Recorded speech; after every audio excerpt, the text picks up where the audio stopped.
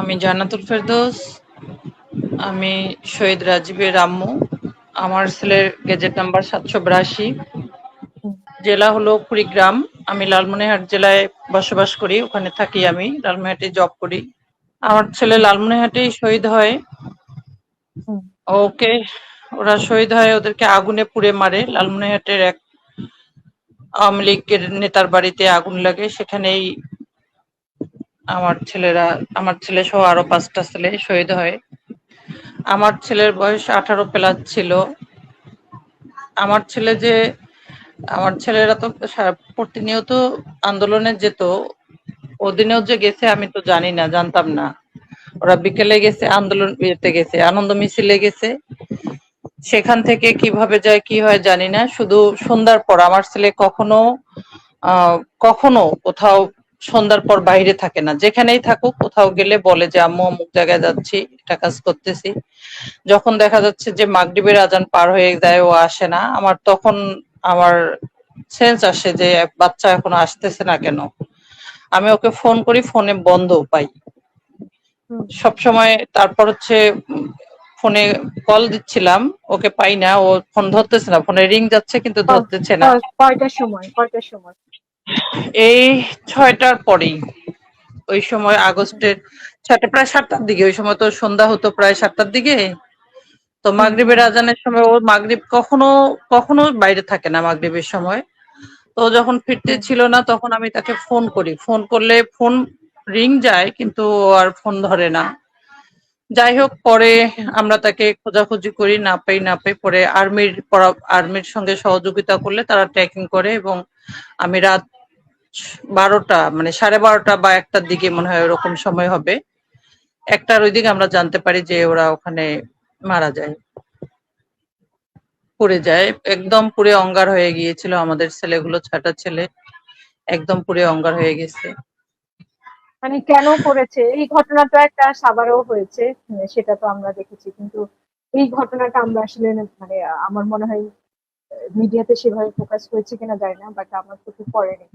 মানে কোন মিডিয়াতে ঘটনার প্রেক্ষিতে? মিডিয়াতে প্রকাশ মিডিয়াতে প্রকাশ হয়েছে। সকল মিডিয়ায় প্রকাশ করেছিল বিষয়গুলো।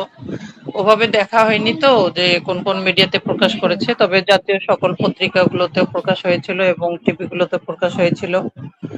আজও হুম, অবধি জানি না যে তাদের কি কারণে ওখানে নিয়ে গিয়ে মারা হলো, কি কারণে হলো। সরকারের পক্ষ থেকে বা বিচার প্রক্রিয়াগুলো কত দূর অ্যাডভান্স, বা এখনো কোনো বিচার প্রক্রিয়া মানে কতদূর অ্যাডভান্স, এটাও জানি না। সকল শহীদের যেমন আপনি বিচারগুলো আপনি নিয়েও তো নিশ্চয়ই দেখেছেন হতাশায় যে আমরা চলে আসি। হ্যাঁ, সাভারে যে ঘটনাটা ঘটেছে, সেই ঘটনাটা পুলিশ লাশ মানে লাশ লুকানোর জন্য, যাতে তাদের অস্তিত্ব না থাকে সেই জন্য পুড়িয়ে দিয়েছিল, জ্যান্ত মানুষও পুড়িয়ে দিয়েছে। তো সেইখানে রাজীবদের আসলে 6 জনকে কিভাবে ধরে নিয়ে গেল, কিভাবে পুড়িয়ে দিল, এই জিনিসগুলো আর কি একটু অবাক লাগে। রাজীবরা ওরা আনন্দ মিছিলেই ছিল সেখানে। হুম, আনন্দ মিছিল চলাকালীন স্থানীয় আওয়ামী লীগের বাড়ি, ওটা অনেক অনেক নাকি গর্জিয়াস বাড়ি ছিল, বাড়িটা অনেক গর্জিয়াস ছিল। সেখানে যে হুম, একটা মিছিল যখন চলাকালীন, তখন নাকি একটা ফ্লোর উঠে যায় যে এই আওয়ামী লীগ নেতারা এই ছাত্রদেরকে ধরে নিয়ে গিয়ে বন্দি করে রাখতেছে, এবং ওই হুম, বাড়িটাতে কেউ নাকি ঢুকতো না, বাহিরের কোনো মানুষ যাওয়ার অপশন ছিল না। এরকম একটা ফ্লোর নাকি হুম, ওঠে, তখন অনেক ছাত্ররা বিভিন্ন আওয়ামী লীগের কর্মীদের নেতাদের বাড়িতে যায়। এরাও ওই রকম করে গিয়ে তারপর কোথা থেকে কি হলো, কে আগুন দিল, কিভাবে আগুন জ্বললো, এটা বলতে পারবো না। আর এটা প্রশাসন কি অ্যাক্টিভিটি নিছে, কতটুকু কি নিছে জানি না, কিন্তু ছেলেদের আমরা লাশ পাই, এতটুকুই। হুম, হুম। চাই যে আপনার সুষ্ঠু চেহারাটা দেখা তদন্ত। যাচ্ছে না, আপনার আপনার চেহারাটা দেখা যাচ্ছে না তো। হ্যাঁ, চাই সুষ্ঠু তদন্তর মাধ্যমে বের হয়ে আসুক প্রকৃত অন্যায়কারী, এবং বিচার হোক, এটা আমরা চাই। শুধু আমার ছেলে না, আমার ছেলে সহ সকল শহীদের হত্যাকারীদের বিচার চাই, এবং একটা সুন্দর রাষ্ট্র প্রতিষ্ঠিত হোক, এটাও চাই। যে রাষ্ট্রে কোনো হানাহানি থাকবে না, কোনো খুন খারাপি থাকবে না, যেখানে আমরা নিরাপত্তার সহিত স্বাধীনভাবে ভালোভাবে এবং আইনের যে নীতিগুলো আছে সেগুলো মেনে আমরা যেন চলতে পারি, এটাই চাওয়া।